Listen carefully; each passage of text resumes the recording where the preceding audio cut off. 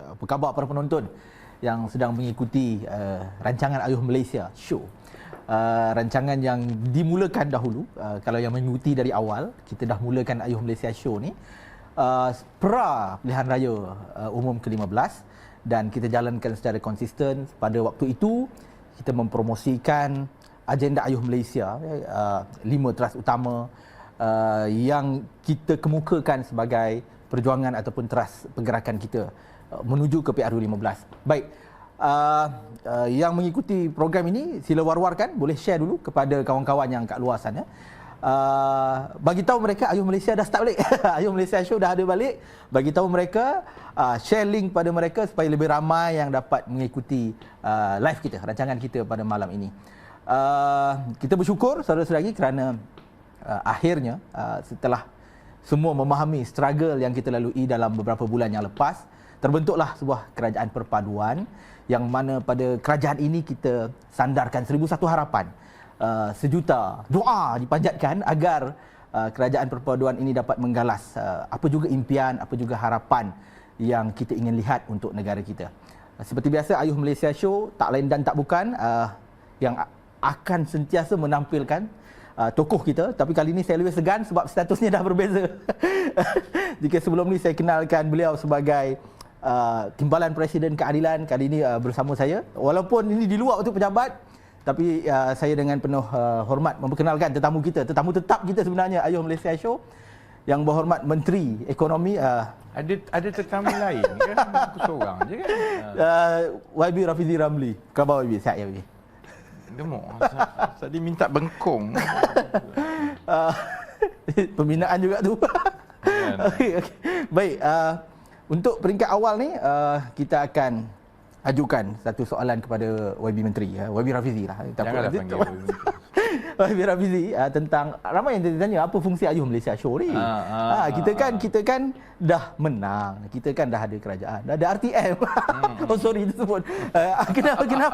Kenapa ada Ayuh Malaysia Show? Apa perbezaannya? Kenapa perlu ada rancangan ini? Mungkin YB boleh start dengan itu. Pandangan saya lah, kempen yang politik itu tidak boleh dicampur adukkan dengan sumber atau masa pejabat. Jadi kita masih lagi terus berfungsi sebagai parti politik. Itu malah kelemahan, kalau saya boleh sebut, apabila parti politik menjadi kerajaan di negara ini. Jadi mereka mengalihkan sepenuhnya pendekatan itu kepada pendekatan sumber kerajaan. Kan? Jadi tu yang cerita RTM lah, itulah, inilah dan sebagainya kan.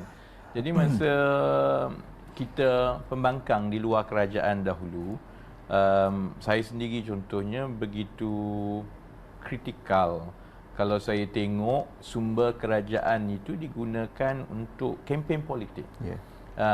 Tapi pada masa yang sama, bila parti telah menjadi kerajaan, kempen politik itu kena berterusan. Kan? Dia tidak boleh bila dah menjadi menteri, ada kementerian, fokus kepada dasar dan juga urusan kementerian semata-mata, kerana kita kena berdepan juga dengan naratif politik biasa. Jadi saya akan teruskan kempen dan juga penerangan dan juga engagement dengan penonton dan juga orang ramai seperti biasa, sebagai timbalan Presiden PKR dan sebagai sukarelawan Ayuh Malaysia. Kerana saya ada 2-3 tugas yang berbeza-beza, tapi yang paling penting sebolehnya, oleh kerana saya tak campur adukkan langsung di antara tugas politik, di antara program politik dengan sumber kerajaan. Jadi jalan yang paling baik sudah tentu ialah kita teruskan atas platform sukarelawan yang memang sudah sedia ada sebelum ini, iaitu Ayuh Malaysia. Baik. Saya rasa itu mesej yang penting juga untuk politik baru Malaysia, YB Rafizi, sebab disiplin itu ataupun tanggungjawab mengajar kita tentang maksud tanggungjawab yang sebenar yang membezakan antara tugas hakiki sebagai wakil rakyat atau pemimpin kerajaan dan juga pemimpin politik. Maknanya YB memang masuk ofis pagi sampai ke petang. Sekarang aku kena masuk ofis pukul 8 pagi. So mesej ini ditujukan kepada semua orang politik juga. Bagi saya ia penting untuk kita memahami keadaan sebenar. Maknanya kalau nak bincang hal politik dengan YB Rafizi lepas 6 petang. Ramai saya tahulah daripada penyokong PH sendiri yang kebelakangan ini mungkin rasa kurang selesa sebab contohnya segala perjumpaan atau mesyuarat atau aktiviti yang bersifat politik semua selepas waktu pejabat. Yeah. Tapi saya memang pastikan bahawa jangan campur adukkan. Orang lain saya tak tahu tapi bagi saya itu tak banyak beza sebab sebelum ini pun memang saya ada tugas menguruskan syarikat. Jadi sebanyak yang mungkin memang kempen politik dan tanggungjawab saya sebagai anggota politik itu sebahagian besarnya adalah kegiatan kurikulum lepas kerja. Jadi tak ada beza di antara sebelum dan sekarang bila kita mengambil tanggungjawab sebagai menteri. Kerja harian kerana itu kita makan gaji dan tugas politik yang lain itu kita yang tidak melibatkan perkara-perkara kementerian, iaitu kita kena teruskan macam sebelum inilah di luar waktu pejabat. Semestinya jadual lebih padat, dah tak ada masa kosong. Jadual kau nak kata lebih padat tu dia lebih kurang sama. Dia tak adalah sebelum ini pun saya memang 12 jam sehari, 14 jam sehari. Waktu tidur memang saya memang tidur 4 jam sehari daripada dululah. Beza dia sekarang ialah kalau sebagai orang swasta sebelum ini, saya boleh memilih untuk yang ini saya tak nak terlibat, yang ini saya tak nak jumpa. Tapi di kementerian, masalah ataupun permintaan ataupun mesyuarat, kita tak boleh nak kata, oh tak boleh, aku tak berminat hal ini. Kan? Jadi semua itu kena pergi. Dan kalau menteri contohnya tidak cepat dalam menangani perkara-perkara urusan kerana punca kuasa itu hampir semuanya kelulusan menteri. Jadi perjalanan kementerian itu akan tergendala ataupun perlahan. Itu yang menyebabkan kadang-kadang orang rasa macam tak ada apa kan. Jadi yang itu dia lebih menekan jadual sekarang berbanding dengan dulu kerana saya hilang sedikit sebanyak kebebasan menentukan jadual saya kerana waktu tugasan kementerian itu memang perlu menguruskan semua. Baik. Itu cerita suasana baru saudara Rafizi, YB Rafizi sebagai seorang timbalan presiden parti dan sekarang menjadi seorang menteri.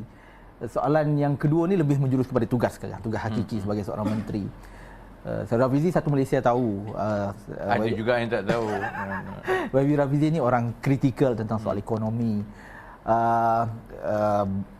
Kalau dikatakan isu-isu ekonomi sebelum ni, mana-mana kerajaan sebelum ni yang selalu membawa perkara-perkara yang buatkan orang berfikir tentang ekonomi ni ialah YB Rafizi. Cuma sekarang kita dah berada di dalam datanya di bawah kelolaan YB, bawah Menteri Ekonomi itu segala macam data ada di situ. Kita ada jabatan perangkaan. Bagaimana YB Rafizi melihat situs ataupun situasi ekonomi semasa negara berbanding pemerhatian daripada luar dan berada di dalam? Apakah kalau sebelum ni kita selalu pesimis terhadap bila menteri umum ekonomi kita on track, kita pertumbuhan ekonomi setiap tahun begini, kita apa dia cakap ni, tak rasa pun. Tapi bagaimana setelah berada di dalam, YB Rafizi melihat perkara ini? Apakah benar kita berada pada ekonomi yang on track ataupun macam mana? Yang ini dia nanti akan ada orang yang tambah yang geng-geng PN yang menonton ni kan, dia malas nak belajar, dia malas bangkang segalanya. Jadi dia kalau saya terang panjang sikit dia kata yang ini tak ada, panjang berjela-jela. Perkara yang rumit seperti ekonomi ini memanglah mempunyai perspektif yang berbeza-beza. Saya bila masuk dan kita kena angkat sumpah rahsia kerajaan semua, jadi kita nampak lebih banyak data dan juga perangkaan yang sebelum ini kita tak nampak. Dari segi keadaannya dia hampir sama seperti yang kita lihat di luar. Dia tidak ada perbezaan. Sebab tu saya selalu sebut angka adalah angka lah. The number is a number kan. Cuma pemahaman dan perspektif itu yang lebih saya ingat ada lebih banyak pencerahan bila kita di dalam yang boleh memberi saya lebih ruang untuk memikirkan macam mana kita nak menangani masalah-masalah ini kan. So contohnya kalau soalannya apa keadaan ekonomi sekarang kan.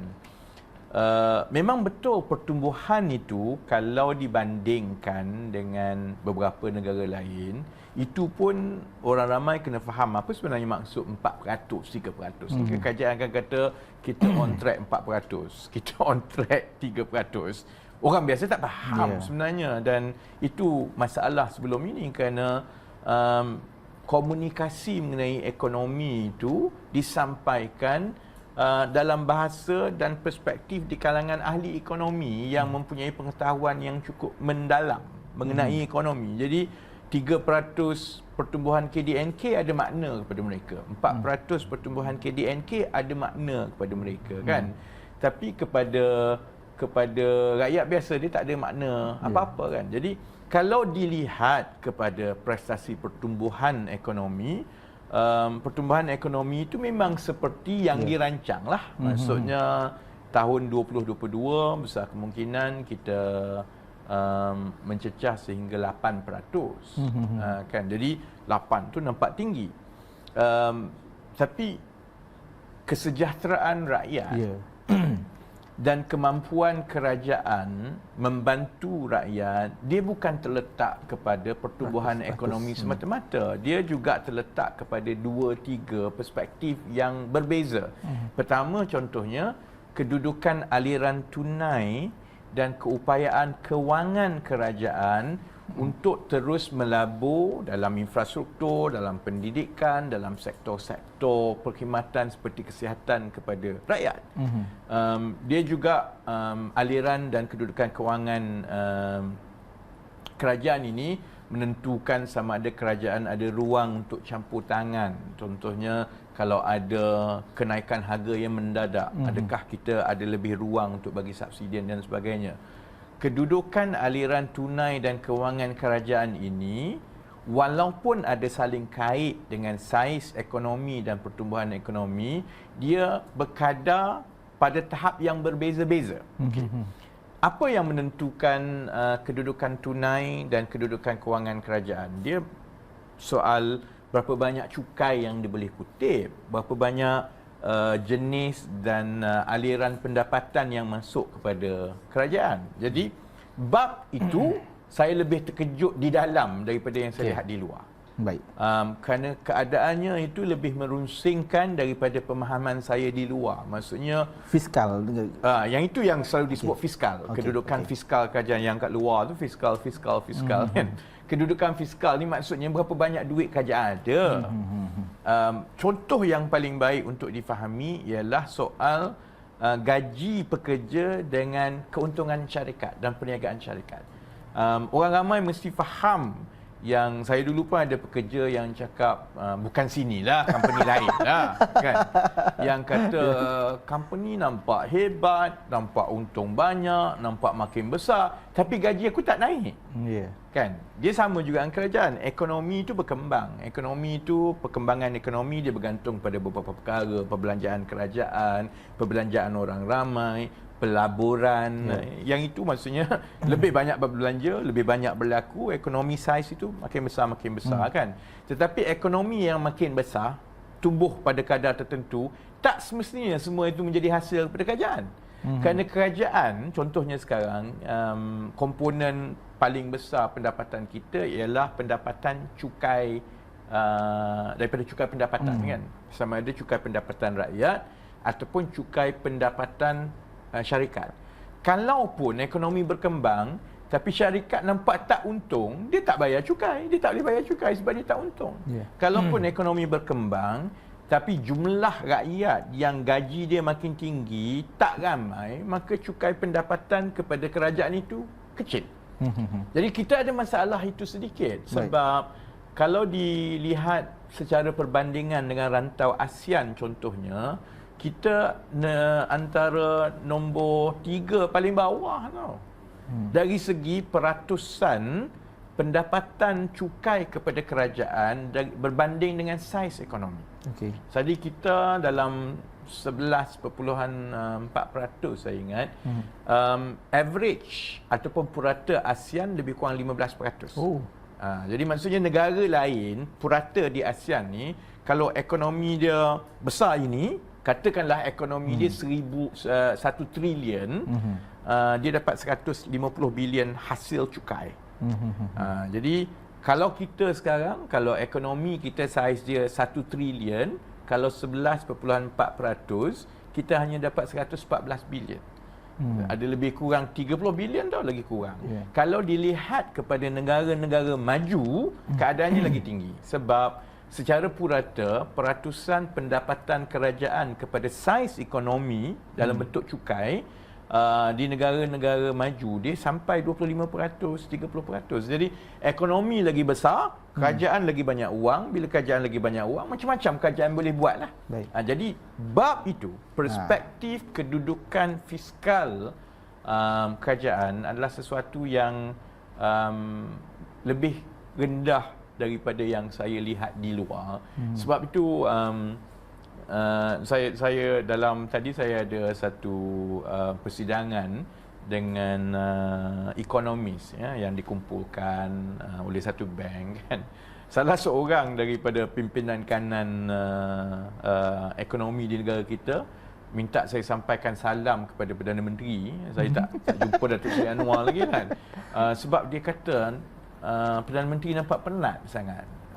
Memang nampak penat lah sebab duit, bila tengok duit tu, maksudnya kalau kita sendiri pun gaji kita tu tak berkembang sangat, tapi perbelanjaan makin tinggi, sudah tentulah kita ada lebih ruang untuk kita mengaturkan, menguruskan, melabur makin rendah kan. So itu satu perspektif yang perlu difahami, bahawa walaupun ekonomi kita lebih berdaya tahan daripada yang difikirkan, perkembangan ekonomi nampak yang selalu disebut on track, tapi kita ada kelemahan-kelemahan seperti itu yang diperbaiki supaya sedang kita memacu ekonomi supaya terus berkembang, tapi kita juga kena pastikan hasil kerajaan, perbelanjaan kerajaan itu diuruskan dengan lebih baik. Perspektif ketiga ini adalah juga yang sama penting, kerana pada pandangan rakyat, ekonomi ni bagus atau tidak, dia dua benda je. Gaji dia ataupun harga barang.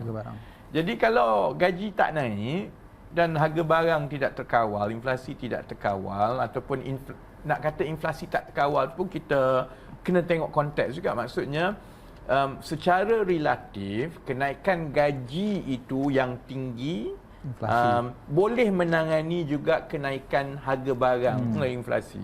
There must be a gap all the time. Maksudnya gaji naik, inflasi naik, macam tu orang tak rasa lah harga barang pun kan.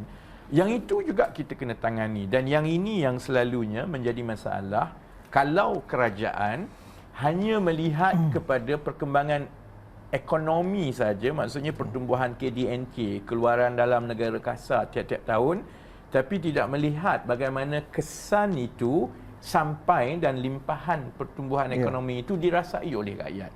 Dan saya ingat di dalam dan di luar, itu sebenarnya salah satu masalah struktur yang menjadi tanggungjawab kementerian juga dan juga kerajaan juga, ialah mencari jalan supaya kita boleh menangani kedua-duanya. Kita menangani inflasi, tetapi untuk jangka masa sederhana dan jangka masa panjang kita juga kena pastikan pertumbuhan gaji itu boleh sepadan dengan kenaikan harga barang. Baik.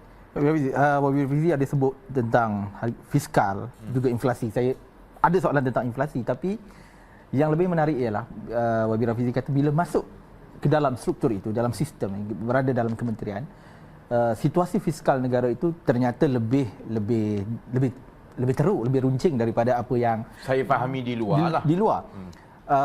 Ada beberapa soalan berbangkit tentang perkara ini. Apabila situasi fiskal itu tidak memberangsangkan, dia akan memberi kesan kepada semua perkara-perkara yang lain, pelaburan yang kita nak buat, nak menjatuhkan gaji dan semua yang disebut kemudian. Cuma kalau apakah salah kalau saya kata bahasa mudahnya kerajaan tak ada duit? Satu, kerajaan macam tak ada duit. And then bila kita kata kerajaan tak ada duit, apa puncanya? Satu, kenapa sampai begini? Dan yang kedua, bagaimana?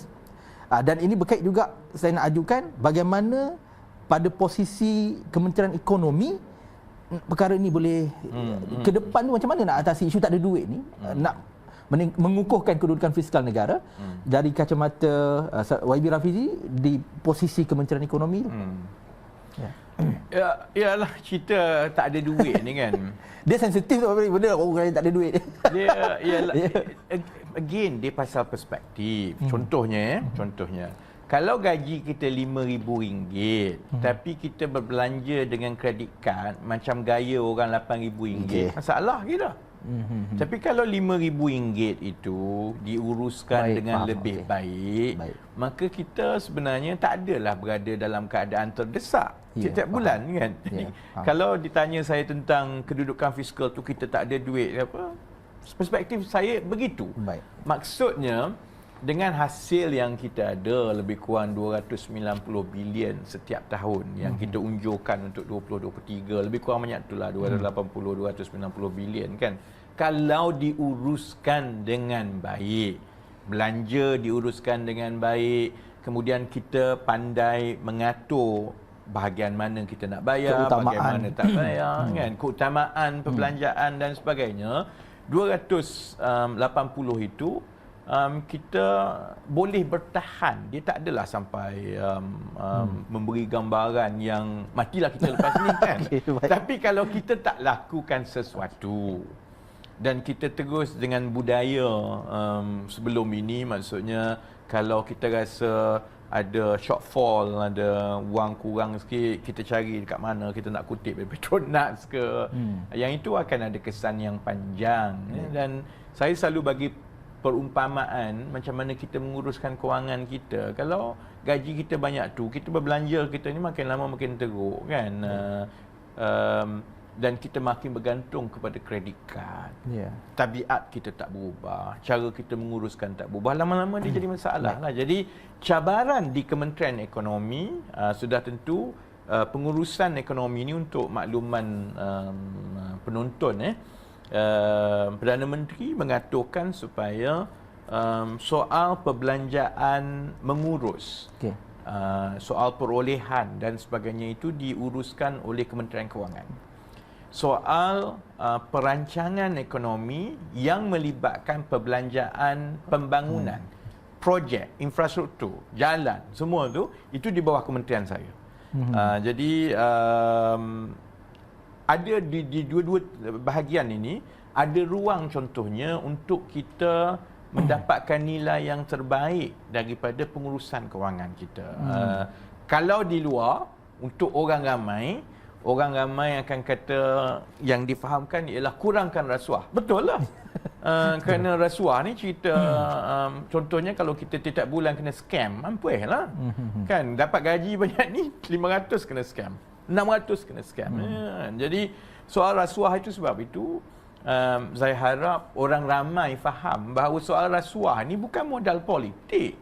Soal rasuah ialah kerana itu sebahagian daripada perkara yang paling penting untuk kita mengukuhkan kedudukan fiskal kita. Lebih kukuh kedudukan fiskal kita, lebih banyak yang boleh dibuat oleh kerajaan kerana wang itu lebih ada. Tapi di bahagian kementerian saya contohnya, kami bertanggungjawab untuk menguruskan perbelanjaan pembangunan. Soal perolehan itu diuruskan. Jadi kalau contohnya senarai-senarai projek yang hendak dibuat, diatur oleh kementerian, kita tengok ada sektor tertentu yang kita perlu bangunkan dan utamakan, yang itu ada pengaruh di peringkat Kementerian Ekonomi untuk mengalihkan sumber itu ke sektor-sektor tertentu. Masuk projek-projek mega lah. Kalau ada lah kan. Pelaksanaan itu dibuat oleh kementerian masing-masing. Dan perolehan oleh kementerian masing-masing itu diuruskan mengikut tata kelola yang ditetapkan oleh Kementerian Kewangan.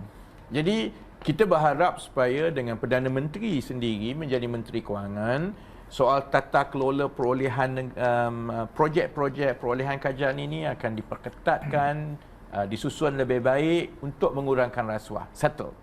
Tapi di sebelah kami pun, kalaupun tidak ada sebarang hengki-pengki, perkara-perkara yang tak betul ni, masih lagi ada ruang untuk kita mendapatkan penjimatan dan dapatkan wang lebih. Contohnya, saya selalu ulang lah, contohnya dari segi kecekapan, kerajaan melaksanakan projek.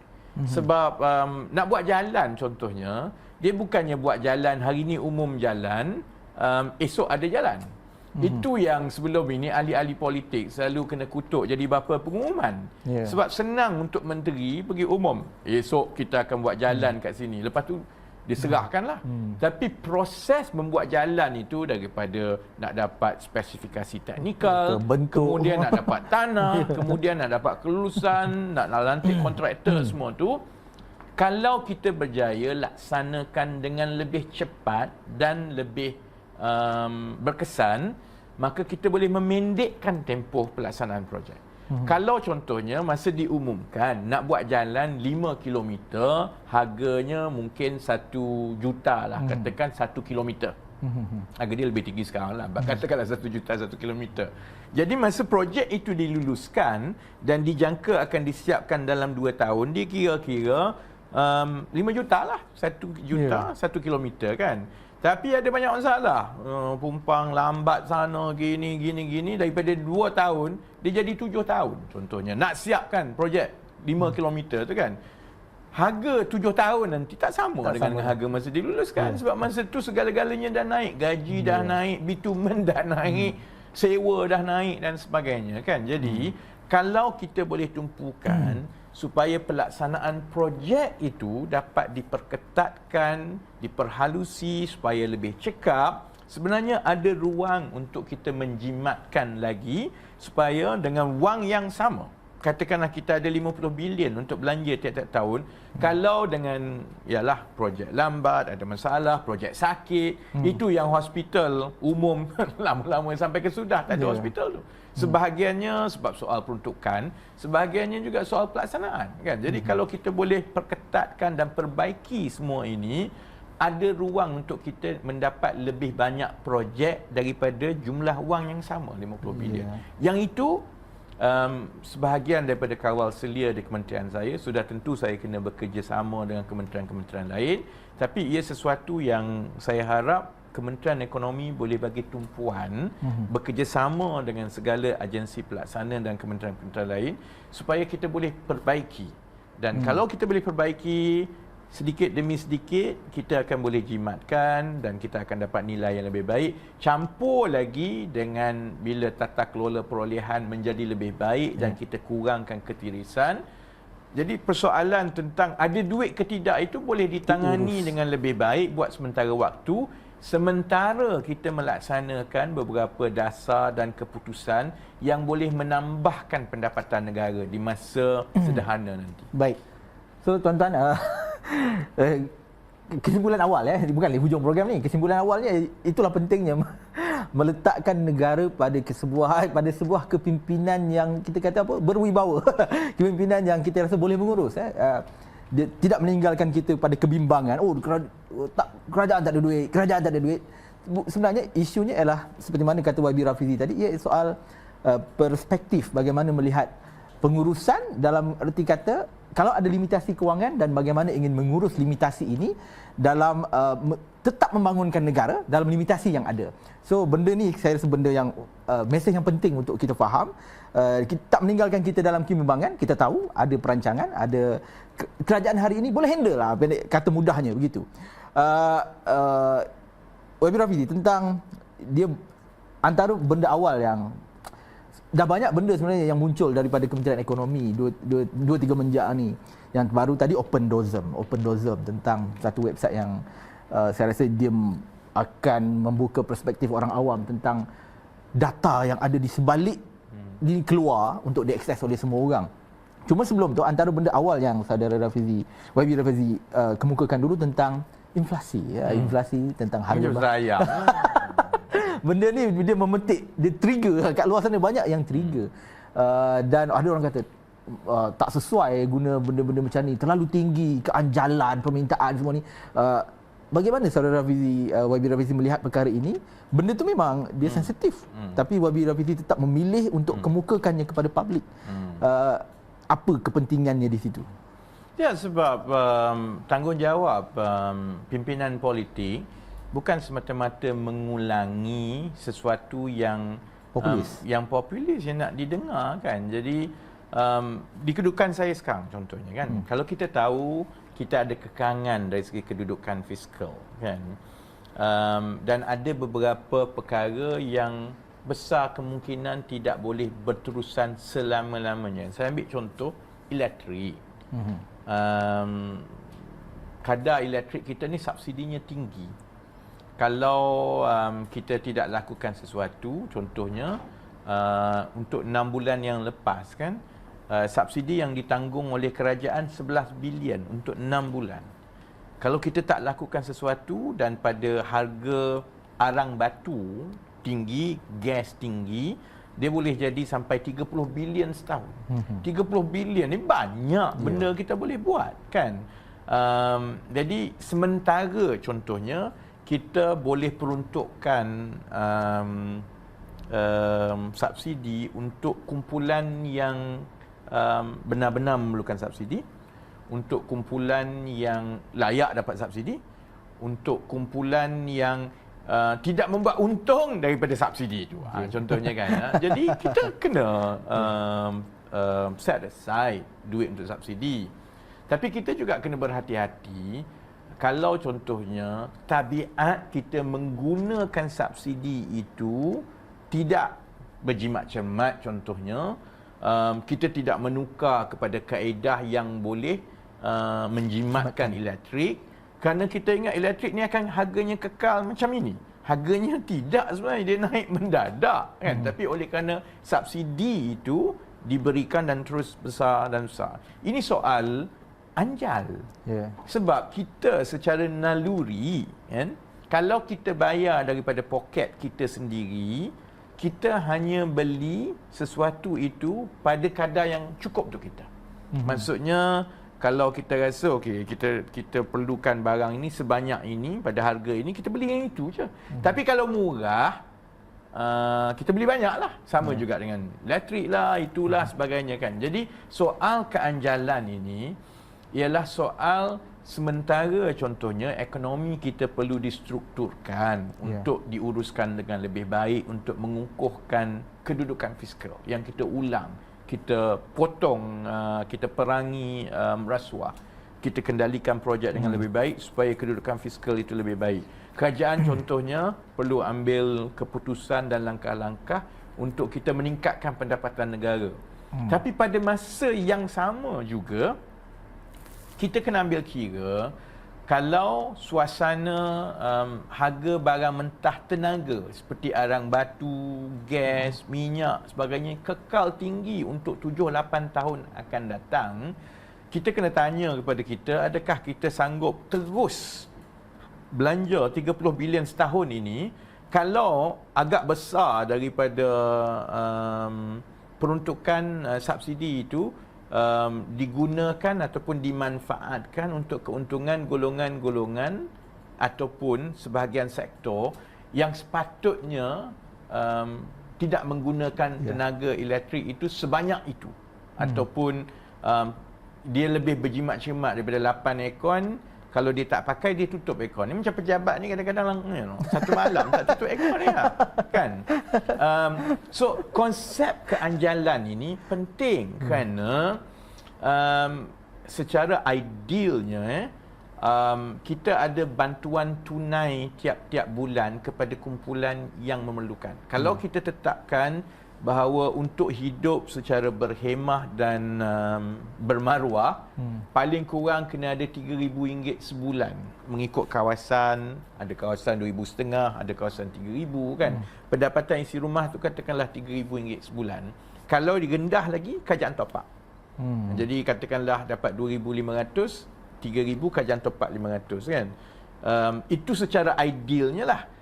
Tapi keadaan itu hanya boleh berlaku di negara kita kalau pada masa yang sama kita mula pastikan bahawa harga barang itu dia lebih mirip kepada supply dan demand, penawaran dan juga permintaan, kan.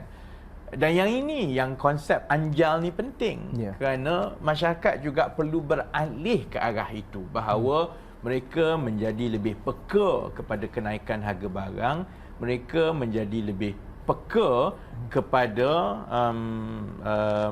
bagaimana kedai yang berlainan, pasaraya yang berlainan, tempat yang berlainan ini menawarkan harga yang bersaing, dan kita akan pergi kepada tempat yang bagi nilai terbaik, ataupun kalau kita rasa harga sesuatu barangan atau perkhidmatan itu tinggi dan kita tidak perlukan banyak sangat, jadi kita tak perlu. Jadi ini ialah juga pengurusan masyarakat yang menjadi tanggungjawab saya, kerana ia sebahagian daripada pengurusan ekonomi negara. Kalau tidak, kalau kita tidak berhati-hati, maka permintaan terhadap sesuatu itu dia tinggi melebihi daripada yang sebenarnya diperlukan, dan kalau ada harga naik mendadak dan sebagainya, kerajaan kena tampung perkara ini. Sedangkan kita perlu kat sini je, kita tak perlu banyak ini. Dan kalau kerajaan perlukan bagi subsidi pun, kita bagi subsidi untuk yang ini lah. Tak perlulah yang consumption itu berlebihan daripada yang sepatutnya. Perkara ini bukannya boleh macam kita sebut terus jadi. Dia merupakan satu proses dalam masyarakat, dan lebih ramai orang yang menghargai konsep itu, lebih senang untuk kita secara perlahan-lahan membawa masyarakat ke arah itu. Saya bukan perkara biasalah. Saya ingat dulu-dulu masa saya mula dalam politik 12-13 tahun yang lepas, bila saya dedahkan soal rasuah, semua orang marah sebenarnya. Yang paling marah ni orang Melayu lah. Dia kata ini ejen Cina ni, sebab dia saja nak mematikan orang Melayu ni bila dedah, sebab paling kurang orang Melayu yang dapat duit tu kalau pun rasuah. Itu pengalaman saya awal-awal dulu tahu. Jadi memang ia satu proses. Lama-lama lebih ramai yang faham, lebih ramai yang tengok. Yang tak nak belajar tu biar kat dia lah. Tapi akan ada yang faham bahawa sebenarnya benda ini ada masuk akal sebenarnya. Kalau kita boleh menguruskan pilihan kita sebagai pengguna itu lebih baik, supaya lebih banyak persaingan di kalangan peniaga-peniaga untuk mereka tidak menaikkan harga dengan cepat, sebab dia tahu kalau naik cepat macam mana pun orang tetap beli juga, kan. Jadi kita buat secara selari dengan semua. Menguruskan kedudukan fiskal kita buat, menangani inflasi kita buat, mempertahankan subsidi kepada kumpulan-kumpulan yang wajar menerima, tetapi menarik balik subsidi daripada kumpulan yang tak wajar terima, kita buat. Tapi pada masa yang sama, rakyat kita juga kena pastikan rakyat bersama-sama memahami konsep ini, barulah dia ekosistem ekonomi itu lebih harmoni untuk masa akan datang. Baik, ini satu lagi saya kata pada tahap kedua ni, mesej yang penting untuk kita semua tentang, saya faham ada yang kat luar sana menyamakan apa saranan daripada YB Rafizi ni, apa ni suruh kita pula yang kena berkorban. Dia berbeza dengan situasi sebelum ni. Kalau sebelum ni pernah pemimpin dulu kata kena ubah gaya hidup. Dalam masa yang sama pembaziran berlaku di peringkat kerajaan. Dalam masa yang sama kita dapat melihat rasuah tu membuah-buah. Tapi berbeza dalam keadaan sekarang. Kita memerlukan satu tindakan yang kolektif di semua peringkat. Saudara YB Rafizi kata tadi, kerajaan akan menguruskan pembangunan dengan lebih cekap, berjimat dalam memastikan projek itu lebih mampan untuk negara. Kemudian kita anti rasuah, kita pastikan pentakdirannya bersih agar kewangannya bertambah, mengukuhkan kedudukan fiskal, menguruskan rasionalisasi subsidi. So kerajaan menguruskan inflasi, di peringkat kerajaan dan kepimpinan melaksanakan pada tanggungjawab mereka. Cuma rakyat, kita juga ada peranan untuk jadi pengguna bijak, memastikan ekonomi ini bergerak dalam jalan yang betul, supaya negara kita ni menuju kepada bersama-sama kita membina ekonomi yang lebih baik untuk negara kita. Baik, itu mesej yang penting. Dia berbeza tau. Jangan apa ni adalah sekali rakyat kena urus sendiri. Tak, dia berbeza dengan suasana yang dulu. Baik, YB Rafizi, tentang saya rasa kita dah sampai di penghujung ni. Cuma antara soalan yang penting juga, saya bersembang dengan kawan-kawan dekat luar sana tentang ramai yang memahami YB Rafizi tentang ini kerajaan baru, kerajaan perpaduan, dinamiknya berbeza, dan ramai juga yang mengetahui bahawa keadaan negara ini situasinya tak sama seperti yang kita cakap dulu. Kalau dulu kita boleh kata kita boleh ini sensitif sikitlah, isu PTPTN, isu tol, semua sekali, isu harga barang. Kalau dulu kita boleh kata macam-macam tentang perkara ini, tapi situasi hari ini kapasitinya berbeza. So ramai yang tanya-tanya, kalaulah rakyat nak menunggu sesuatu yang betul-betul rasa memberi nilai tambah kepada kocek mereka, bila ataupun bagaimana prosesnya? Berapa lama rakyat ini boleh menantikan sesuatu yang walaupun saya tahu nanti di hari Ahad ni ada retreat kabinet yang meletakkan 100 hari. Tapi untuk saudara YB Rafizi sendiri, untuk mungkin kepada penonton, berapa lama mungkin rakyat kat bawah ni perlu menunggu sesuatu yang baru daripada kerajaan? Dia tambah baik ekonomi yang ada sekarang ni, dia dari pelbagai dimensi kan. Sebab itu saya pernah ulang berkali-kali kan, selalunya yang PN ni je lah yang duk ungkit pasal harga minyak turun RM1.50. Ni yang duk tengok PN ni, dulu yang paling kuat menjerit RM1.50 ni tahun 2008 ni siapa dia? PAS lah. Sebab masa tu PAS pun tak erti sangat nak cerita pasal minyak. Dia ambil kita lah yang tolong kira harga minyak sebelum ni, saya bukan PAS. Jadi itu benda tahun 2008. Nakal bila dia diulang berkali-kali kan. Sama juga pasal PTPTN. Perkiraan yang kita boleh refinance PTPTN untuk menghapuskan PTPTN tu tahun 2011. Tapi hutang itu dah jadi terlalu besar. Sama juga harga minyak sekarang $80. Bukan macam bila satu video kempen saya 2017, masa itu minyak harga lebih kurang $40 lebih. Jadi memanglah kita boleh turunkan ke RM1.8 daripada RM1.8 ke RM1.5, masa itu boleh. Pada window yang kita ada kan. Jadi sebab itu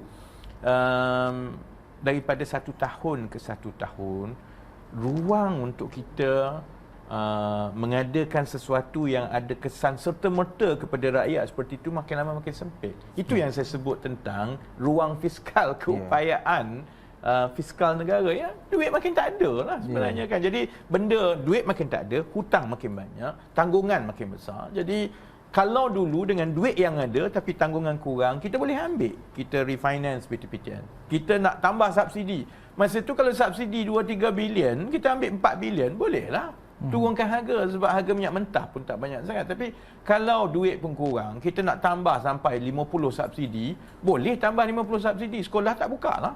Contohnya kan, gaji tak bayar lah kan.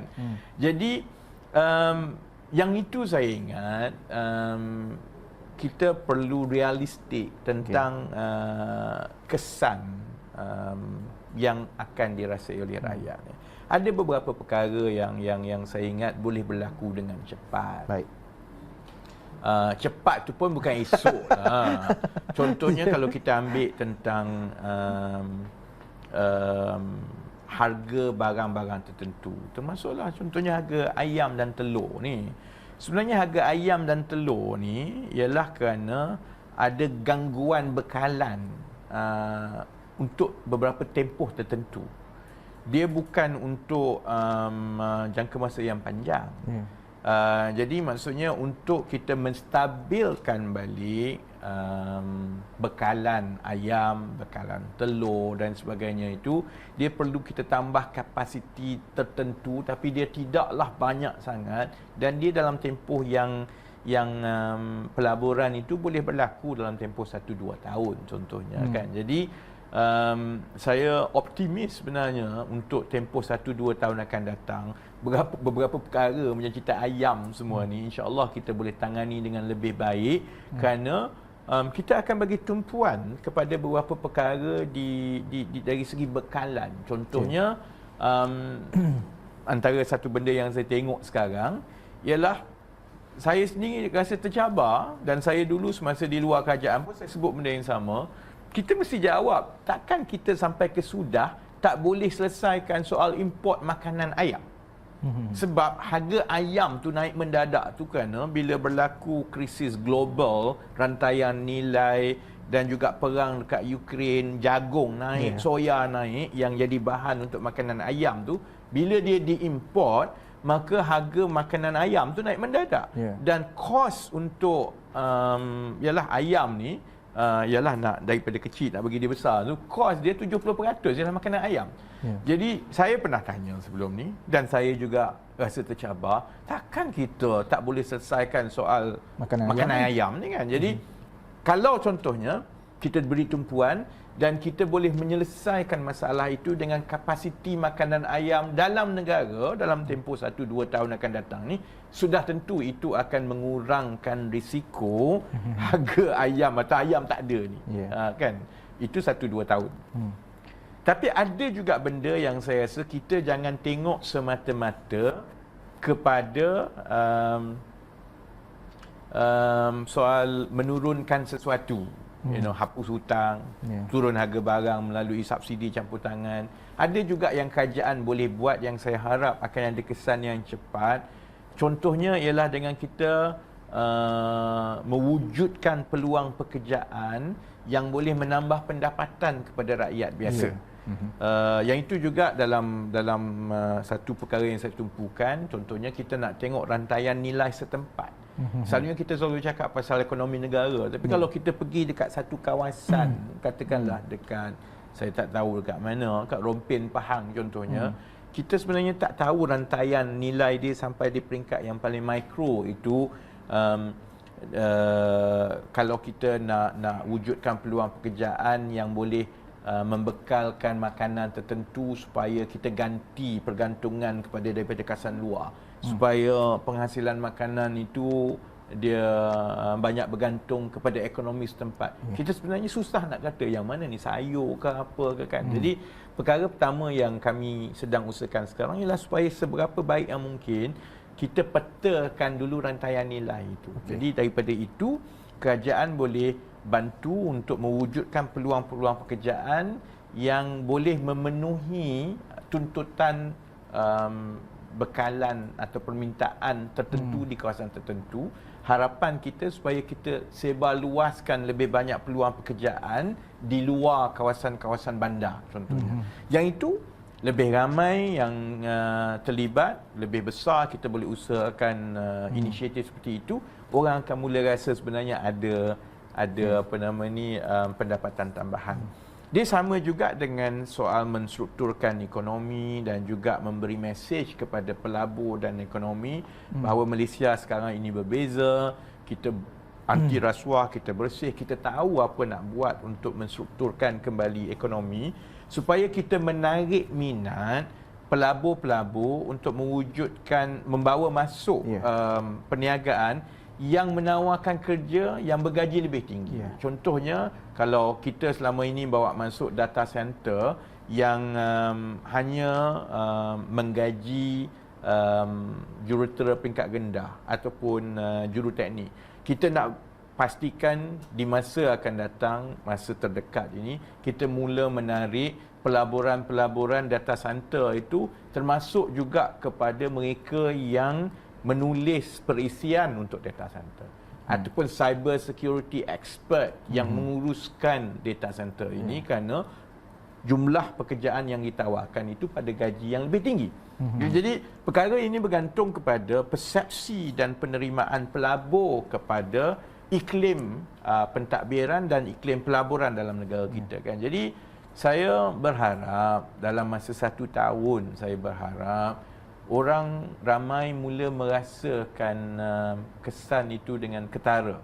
Dan satu cara yang paling baik untuk kita buat ialah dengan kita menguruskan kewangan tahun 2023 ini dengan lebih baik, supaya sentimen perniagaan dan pelabur itu lebih baik kepada kita, dan itu akan memberi kekuatan fiskal kita sedikit demi sedikit, supaya kemudian tahun 2024 kita ada lebih banyak ruang untuk berbelanja. Kan? Kalau tidak, kalau kita terus macam ini, orang pun macam tak pasti je ni. Jadi kita masih lagi tersekat dengan jumlah wang yang sama dan ruang fiskal yang sama. Jadi saya harap dalam tempoh setahun orang boleh mula merasakan sebenarnya ada banyak perbezaan kepada kehidupan mereka, insya-Allah. Baik.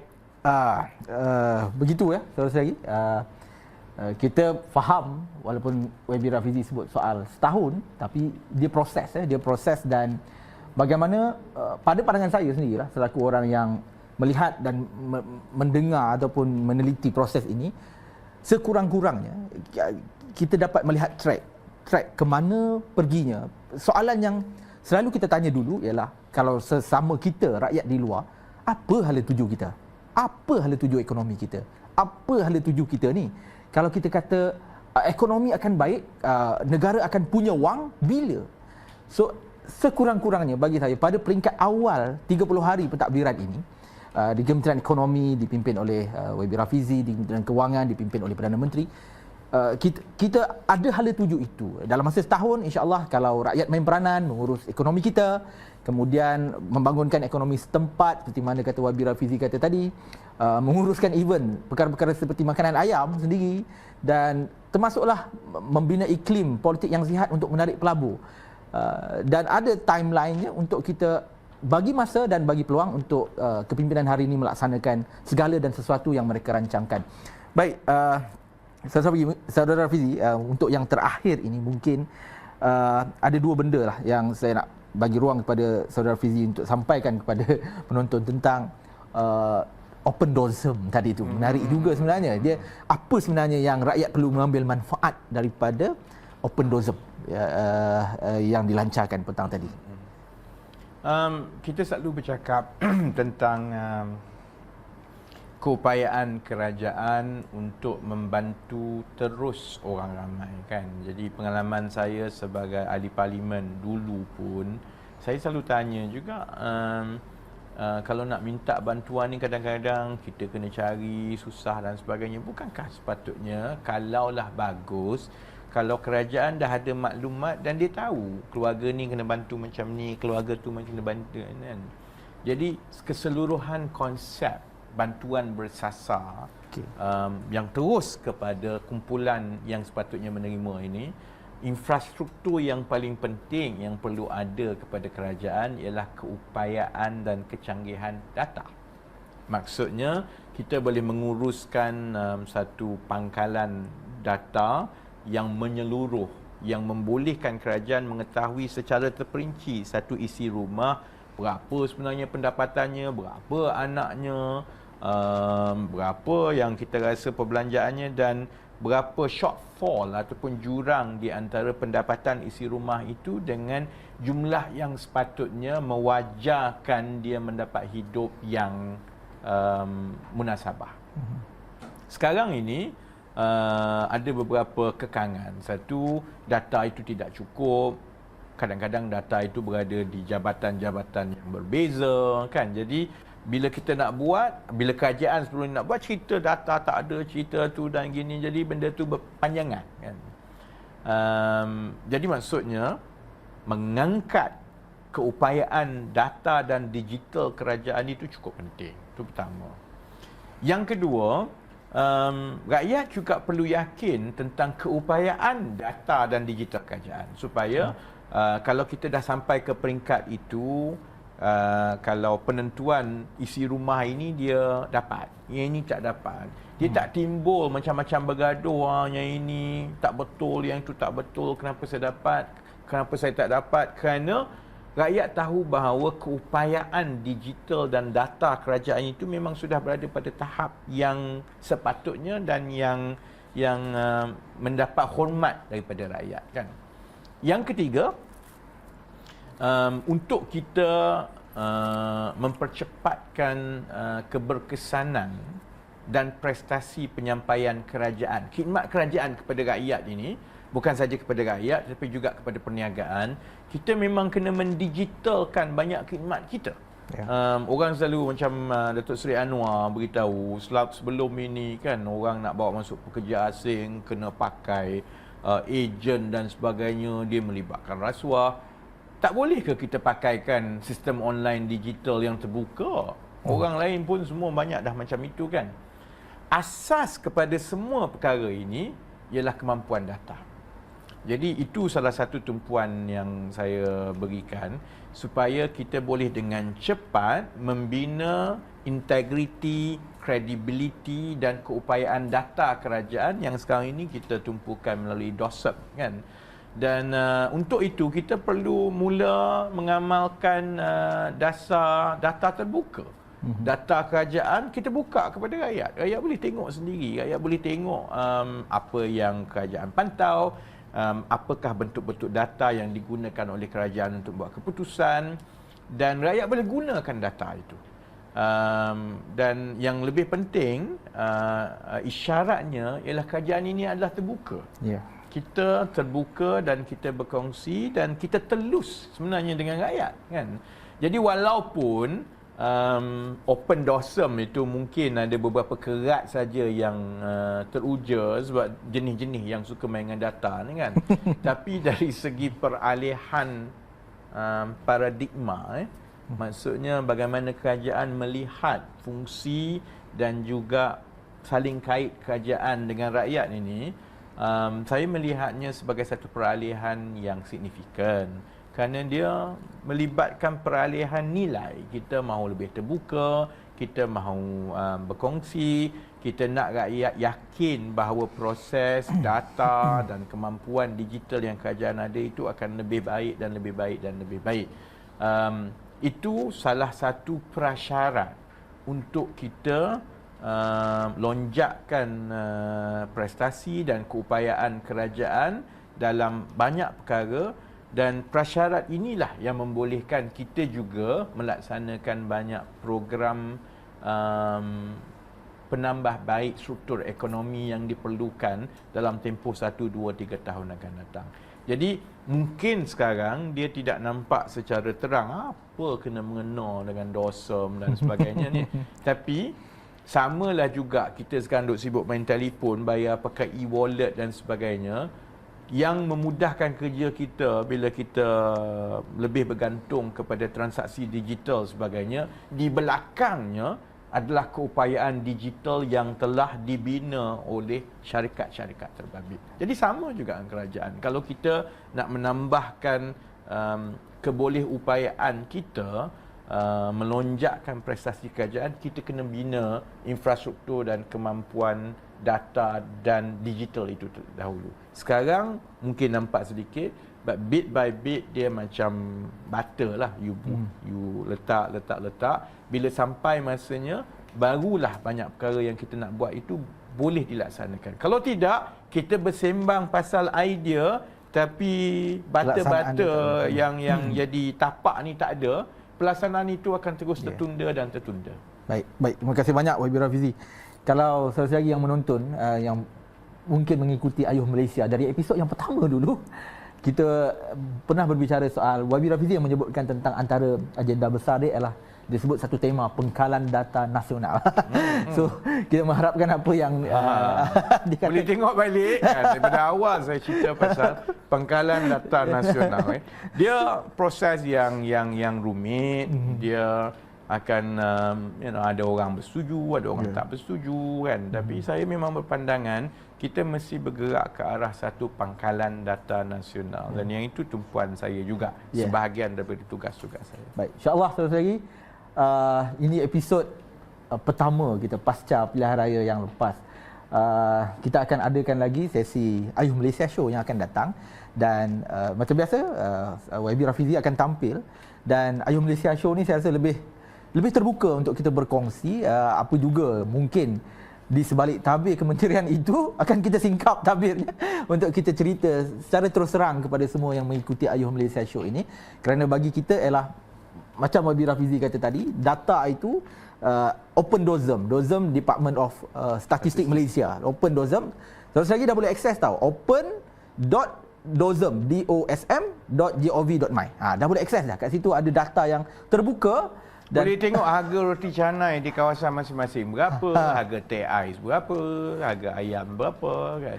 So kita dah boleh akses perkara-perkara begitu, dan mudah-mudahan membantu kita juga dalam membuat keputusan dalam mengurus ekonomi seharian kita. Baik, nantikan episod Ayuh Malaysia Show yang akan datang. Kita akan rungkai lagi inisiatif-inisiatif. Bukanlah semata-mata nak menceritakan baik saja, tapi kita juga merungkai mungkin perkara-perkara yang istilahnya tersemat di minda kita, persoalan-persoalan yang mungkin kita tanyakan tentang apa perkembangan hari ini, tentang kerajaan baru. So mungkin kita akan utarakan juga di Ayuh Malaysia Show ini. Terima kasih kerana mengikuti program kita pada malam ini. Saya berluaskan linknya, share kepada kawan-kawan yang mungkin terlepas, dan jumpa lagi di siri akan datang. Terima kasih. Assalamualaikum.